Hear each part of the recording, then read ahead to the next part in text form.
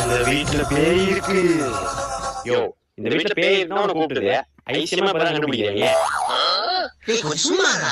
அப்புறம் தம்பி, இங்க இருக்கிறது சாதாரண பேய் இல்ல.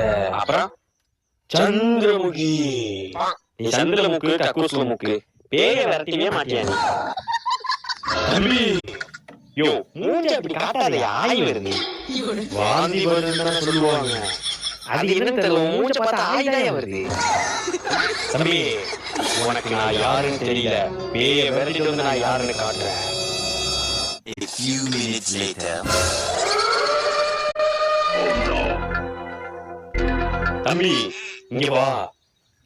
புடி. இன்னைக்கு ராத்திரி 12 மணிக்கு இருட்டா இருக்கும்.